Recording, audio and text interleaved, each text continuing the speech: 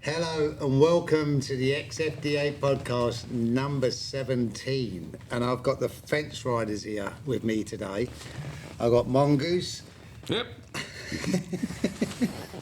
I've got Johnny Law and I've got Ruckus. And I tell you, today we've had some fun. We've just been sitting here talking before we've got on the camera and we've been laughing. A little too much fun, probably. We've had a lot of fun today, I tell you, and we had a good shoot. But let's talk about the shooting today, Mongoose. How did you do? I know I had a great time with you today. Well, at first I didn't do well at all, but I'll tell you what, this guy right here, we got up against each other, man, and it was rocking and rolling what did we do? Four rounds like that? 4 rounds. Man, that was great. We had a blow. Yeah, that was fun. Yeah. I enjoyed that. Most fun I've had in a long time was watching you two guys shoot together. Yeah, that was great. That was good. How did you do today, Johnny? I didn't do very good. No, that's not true.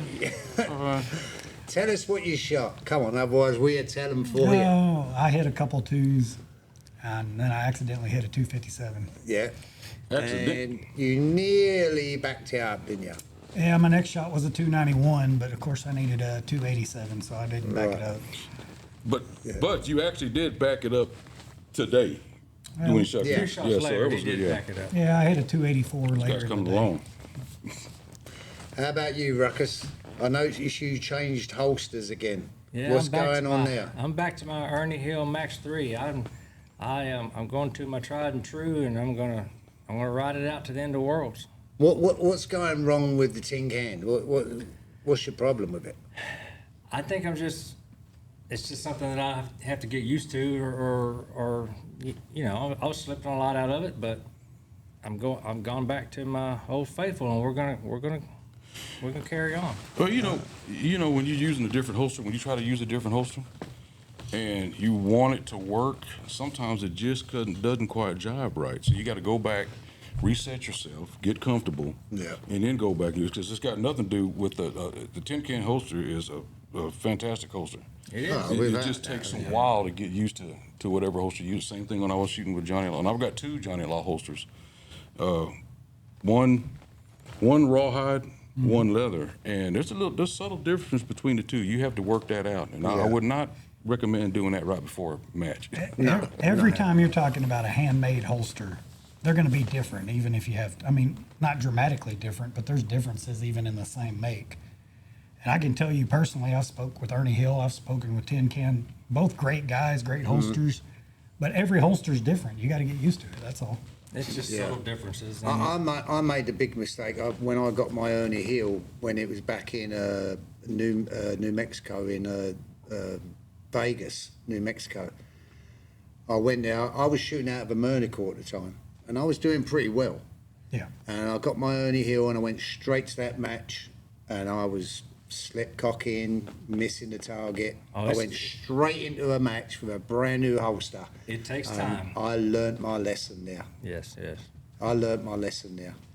You know, how you doing, Johnny, on making the holsters? I've been hearing people have been saying your holsters are getting really good. I mean, are you going to carry on making these? Yeah, I have to hand sew everything, so it takes me a little longer. And the rawhide it's been a learning process for me. But I'd like to think I'm getting better every time I make one, and had a lot of help from Tin Can. Tin Can Jack has helped me with a lot of stuff and showed me a lot of things. I can tell from the first holsters that he made until now, the quality is a lot better. Yeah, you was telling us that earlier on, weren't you? Yeah, I think they're getting better every time. I learn something every time I make one. So I'll tell you what, you don't want to get the beta holster. You know what I mean? I got the first holster where he did a rawhide, and it's a good holster. I still shoot out of it right now. And then he shows me a couple of other ones he did down the road, and I'm looking at it and I'm like, well, what the heck is this? Well, and that's So why I learned my lesson on that one. I'm going to let him do about 3 or 4 of them. Well, and that's why I was hesitant to start making holsters for other people, because I feel like I am still learning. So I'll make one from somebody and then I'll learn 2 or 3 holsters later, and I'm like, I wish I knew that when I made that one. So it's an ongoing process. So what about the hand stitching? I mean, that's got to be tedious. And are you looking to get a machine? Or have you been looking around? I mean, Yeah. what are you going to do with that? I've been looking around to stitch the thickness of the leather that we have to stitch for holsters. Not just any machine can do that. So, I mean, even on the low end, you're looking at around $4,000 for Wow. a machine to do that. And I just haven't committed to spending that kind of money. Right. But yeah, in the future, I'd love to have a stitching machine. Are they? Do you see them widely available, like used ones or anything like that, or are they hard to come by? What? They're pretty hard to come by. Even used, the price doesn't go down. I mean, even used, you're looking at $3,000, $3,500, and then that can vary dramatically depending on what you want to get. Yeah. But yeah, for one to do what I need it to do, I'm probably going to have to spend, I'd say, at least $3,000, and that's even a good deal used if I was to find it. And then there's probably a learning curve with that. I'm sure, and I don't have a lot of experience with sewing machines, so Yeah. it'd be something I'll have to teach myself. Well, I think it's something you need to keep up because there's few and far between holster makers. You know, we know we've got Ernie Hill, there's Merlicorn, we've got Tin Can Jack. Right. I mean, I don't know anybody else myself who makes. Well, I'll tell you Holsters. what Tin Can told me, and I hope he don't get mad for me sharing this, but he said he's giving me all kinds of pointers and advice and selling me some molds that he used and everything else. And I was like, why would you help me out? You don't even know me that well. And he said, look, I ain't going to be here forever, and I want somebody to keep on doing this, and I want people to learn. So you ain't going to meet a better guy as far as helping you out with that. It's the same as like the gunsmiths. You know, we've got Rawhide. Right. You know, I know other people work on the guns at matches, but I don't know whether they're committed to sit there and do other people's guns while they're shooting because they've got to concentrate on shooting. Right. Rawhide's a little bit different. He'd take it or leave it, you know. If he's going to be busy, he'll stay at his store and work on people's guns. Right. You And know. he does a fabulous job. Yeah, he does. Yeah, yeah. In actual fact, this new thing that we're going to present in Arkansas for this youth deal that we're doing, he's the one that donated the new Ruger as first prize. And one more thing about Rawhide, when I first started shooting, he took me aside and he was working on my gun, and I was asking him questions, and he's the one that I don't have a problem taking my gun apart, putting it back together, Right. and cleaning the insides of it out or whatever. And he's the one that showed me. Yeah. Yeah, he's willing to teach you. He'll tell Oh, you yeah. to come and sit down next to him and say, hey, come and watch me how to take this gun apart and Right. put it back together. He doesn't have a problem with that at all. No, he doesn't. Well, and I tell you, not every gunsmith can work on cowboy guns like for what we do for fast Right. draw Right. either.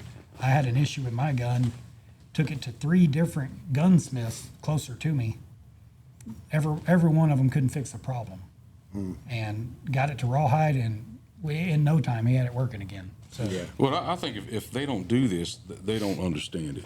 They don't understand I how agree. the kind of force and pressure you put on a lot of these guns and what needs to be tricked out and what needs to be polished and whatnot. That's what I think's going on. You know, when you work on your holsters, is it relaxing to you? So it is relaxing until I get, sometimes you get so many you're making for other people that you go work your whole shift and come home and, man, I got to get to working on this holster and I got to get to working on this holster. So as long as I don't get it too much like a job, yes, I enjoy doing it. I enjoy learning as I go. So I'm trying to have that balance between making them and having fun, but not making it like another job. Yeah. I think it's a little too late for that. Yeah. A little too late for that. And You gotta- speaking of Rawhide, all of us have backup guns. Yeah. And I have tuned. He did great, tricking my gun out, but I wanted my backup gun to be exactly like my first gun. Like today, I shot my backup gun all day, and it's exactly like Right. the one I shoot in main matches. While we're on the subject of Rawhide, that guy, again, he's very dedicated. He's going through some issues at the moment, having some treatment.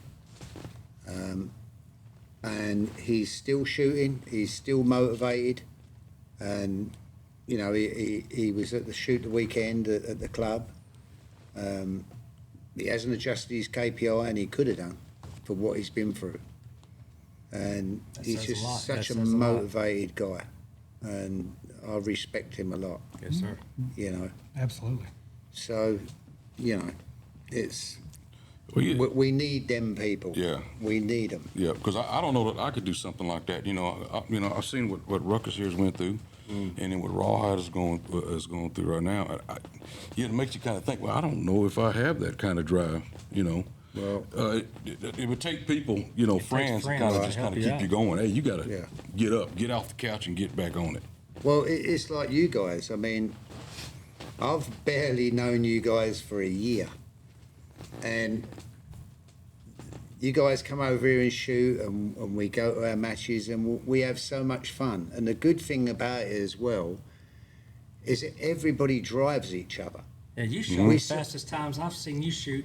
Yeah, I had a good day, and I hope I can continue doing that. But you guys, we drive each other. You know, there's no negativity here. No. You know, and I'm glad that you guys are my friends now. You know what I mean? I enjoy hanging out with you. I enjoy shooting with you. I'm y'all's biggest fans, but if I'm on the line, you're gonna get my It best. changes. That is no, hey, that's no lie right there. That is no lie right there. But you know, in all seriousness, without these two guys motivating me, I wouldn't be shooting the times that I've been shooting lately. I mean, coming up when we were shooting, Mongoose and I just forever, you know, we would do this.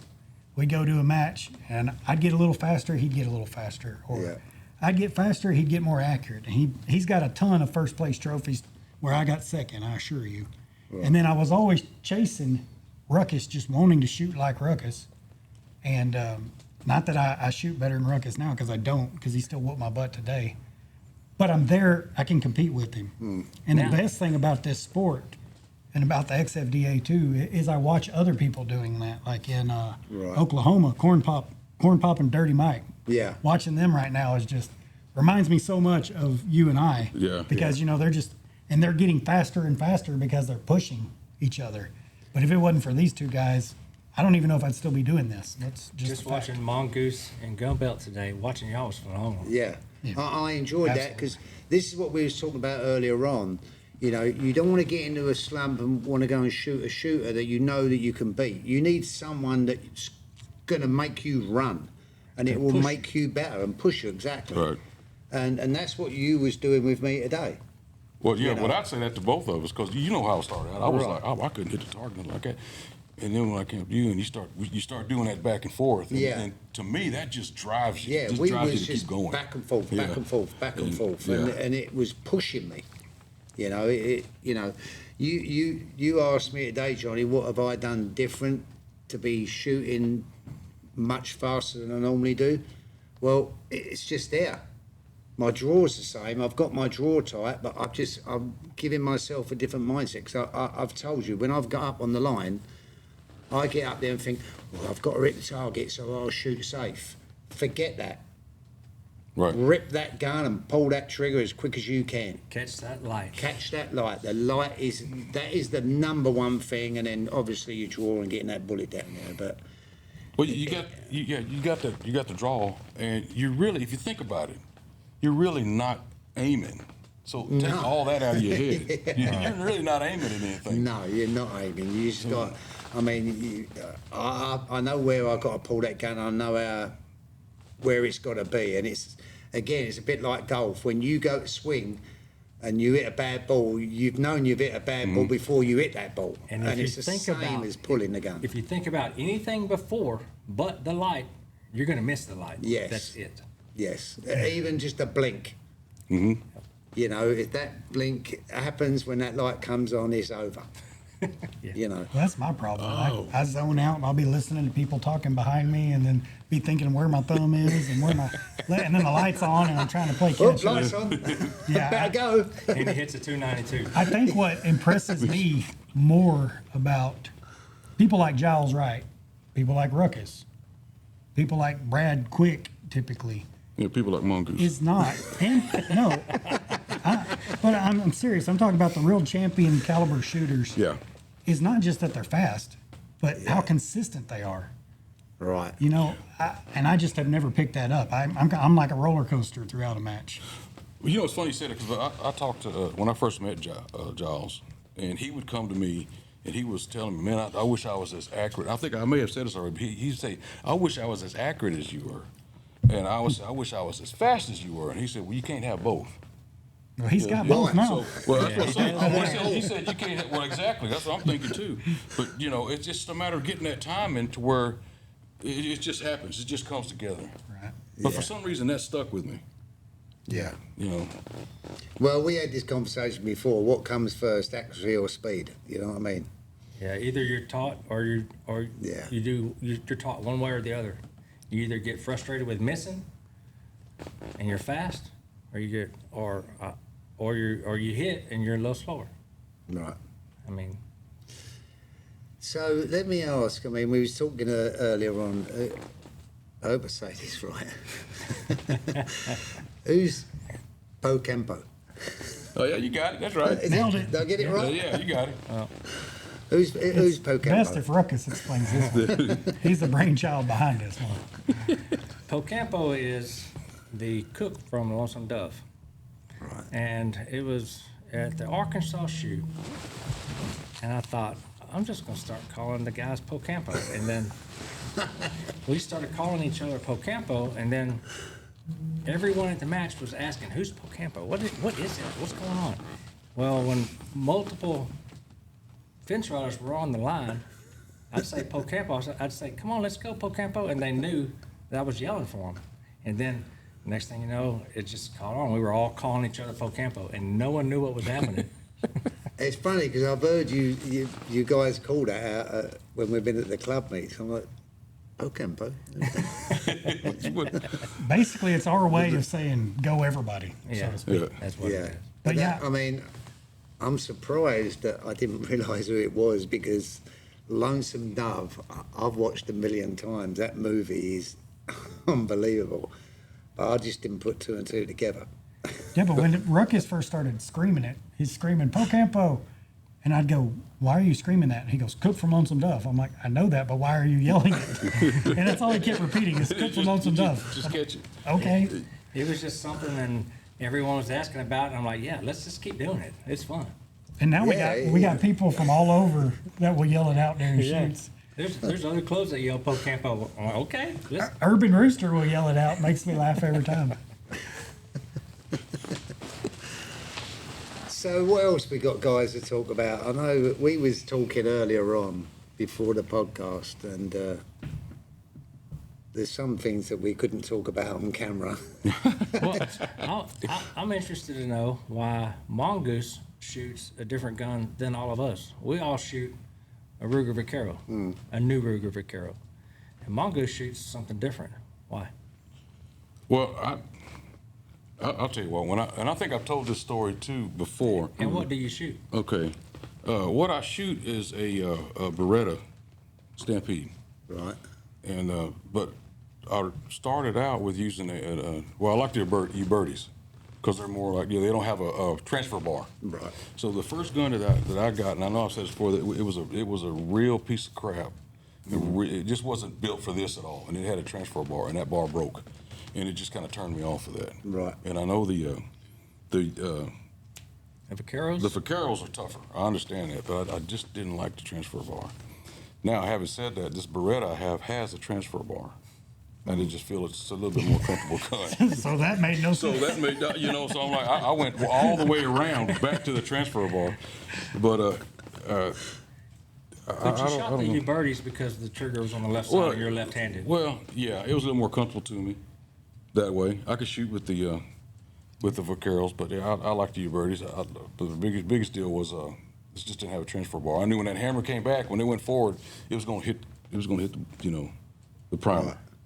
and that's what I got into. But now the Beretta has a fat trigger It's not offset though. like the Vaqueros. No, it's not, but it's a fatter and it's a more comfortable trigger actually. It feels like to me. I can't describe the feeling of it, but it's just a comfortable when you pull the trigger.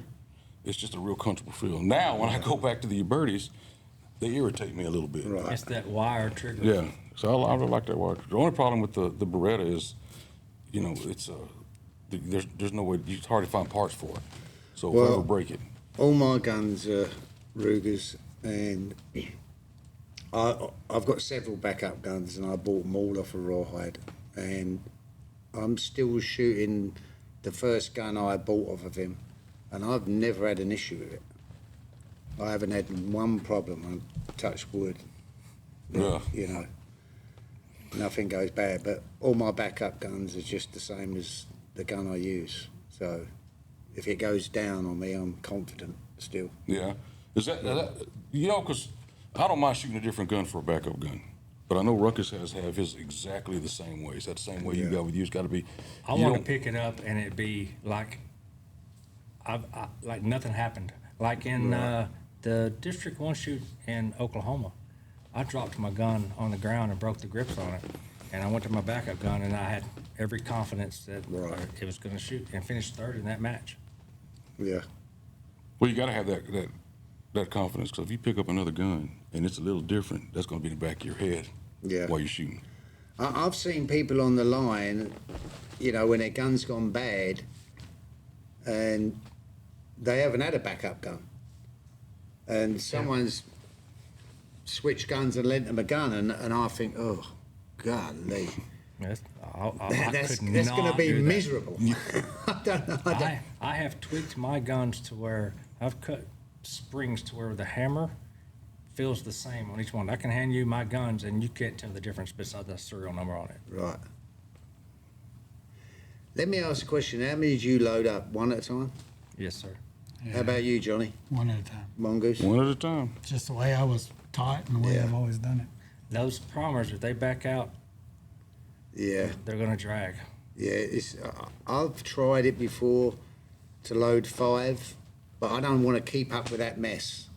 I want to get one out and put a new one in. I don't want to have to think, you know, it's more stuff to think about, basically, you know what I mean? I just want to know I've got one in there and it's chambered right and off I go.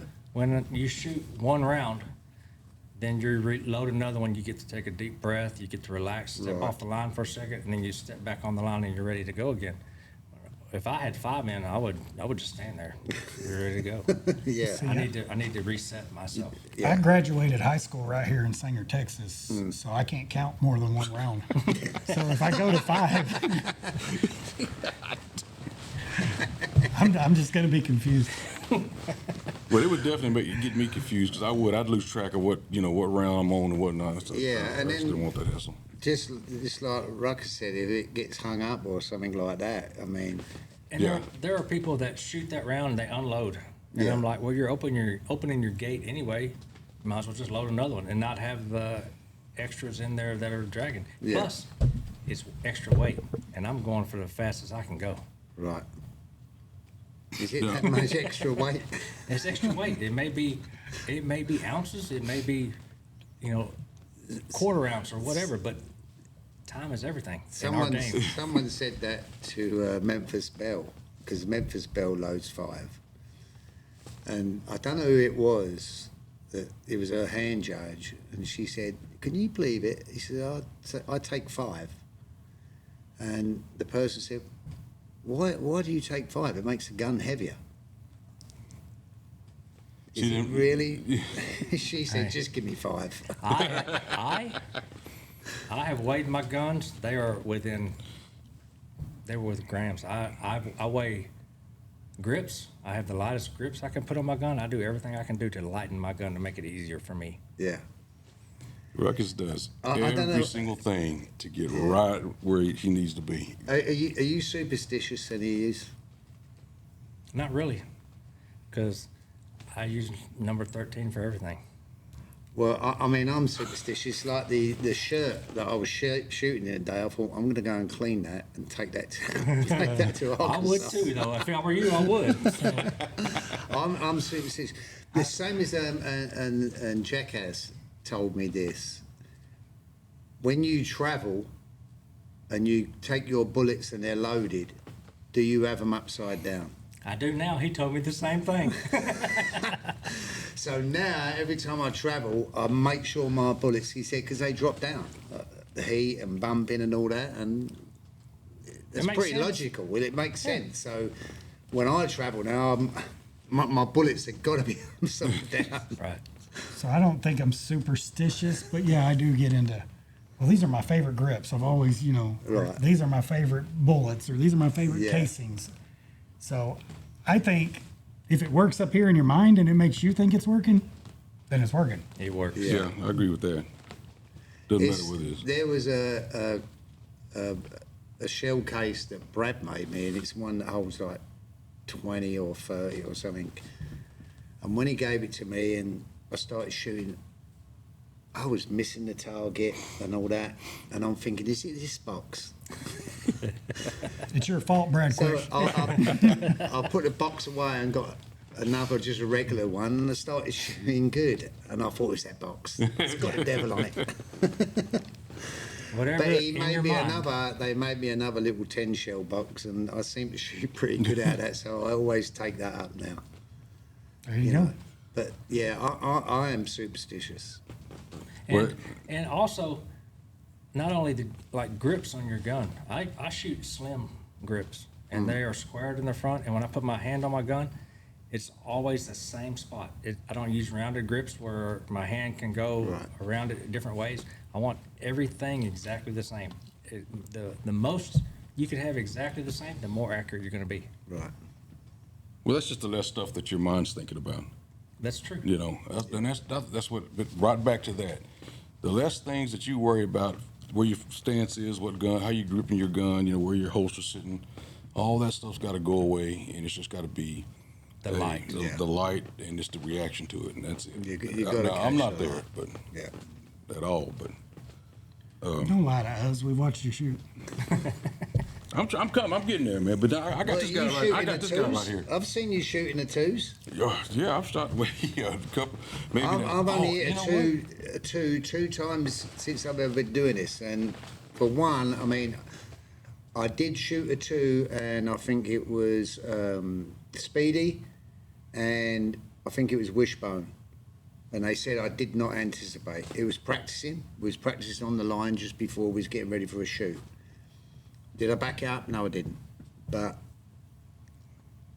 I don't shoot twos, not yet. Mm-hmm. But you shoot 3 twos. You sure You do. shot So you know what that fast means? today. It's like I've always said. Yeah, I'm proud of what I've done Yeah. today. I'm excited. you should be. Yeah, if you can Very shoot a happy. 3-2, you can shoot a 3-1. You shoot a 3-1, you shoot a 3-0, Yeah. right on down. So Yeah.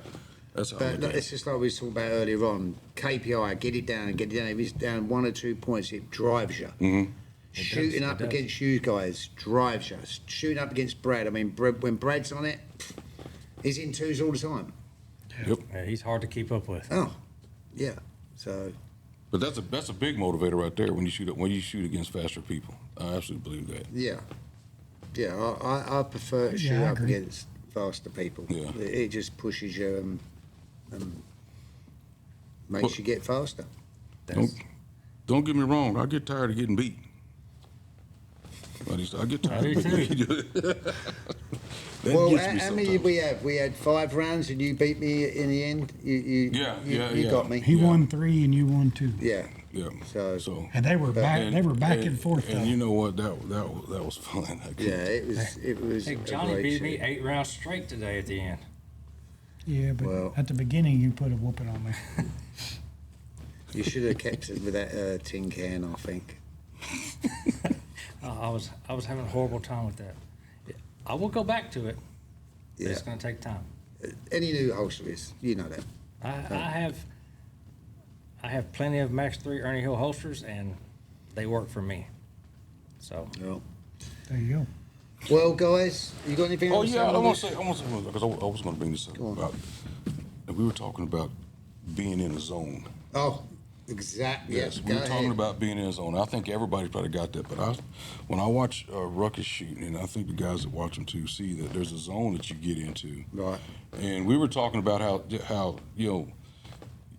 I'm not so much in the zone because I can kind of go with the punch a bit, but I've noticed Ruckus that when you're there, there's nothing else.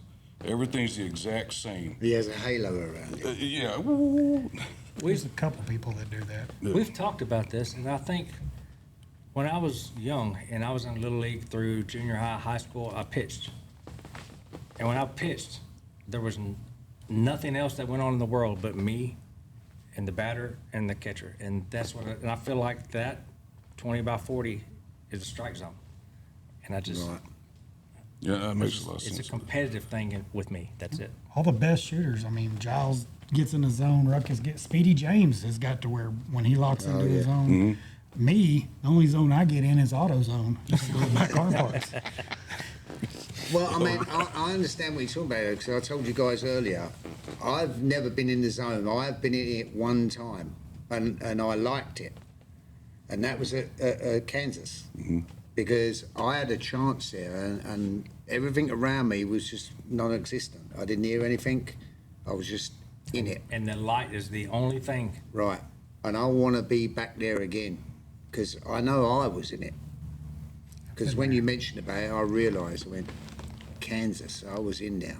Yeah. So when I hit my fastest shots, when I hit something really good for me, say 2.7, 2.8 or faster, if I try to think back on what I did, I can't think about it. When I think back, I don't remember nothing. All I remember is the light coming on. It just And happens. that's all I can see. Yeah. I just don't know how to recreate that feeling. I wish I did, but I don't. Yeah.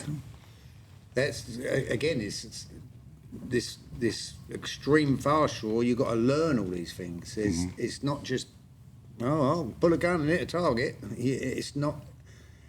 Some people that have not done it think it's easy, and it's not. There's a lot to think about. Yeah.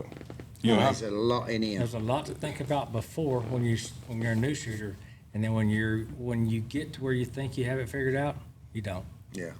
It's the same as working tools. You can have the best tools in the world. If you don't know how to work them right, they ain't Right. going to work good. I think it's easier when you get started, because at first, right, it was super easy for me to pull and hit the target and shoot an 8. Right. But as I start pushing myself to be faster, that's when all these new problems start coming into my world. You know, the slipping off the hammer, the shooting my holster. Yeah. And that's what, I got a cousin that's just started shooting with me. He's shooting really well, but as he tries to go faster, something will go wrong. And I told him, I said, but if you're going to get faster, you've got to push yourself. Right. Well, this is all about experience and Absolutely. working all these problems out to get there, because you can't just get from A to B just by jumping. You've got to work your way through it. Yeah. And you've got to get over them problems, and they take a bit of time. They take longer for more people than others. And we all go through an area where it's like a slump. You may slip off the hammer, and the harder you are on yourself, the worse it gets. You just gotta forget it. You have to have a bad memory in this game. Yeah. Well, I mean, I've seen you before when you've come over here and you started shooting bad and you went, I'm done. Walked away from it. Because it just gets worse. And I've done that myself when I'm in the range on my own. After a day's work, I thought, well, I'll go and practice, and I was just shooting terrible, and I went, just put it down and go away. Yep. And then you come back fresh, and Exactly. yep. Because it's all you're really doing is you're practicing on something that's not going right. Right.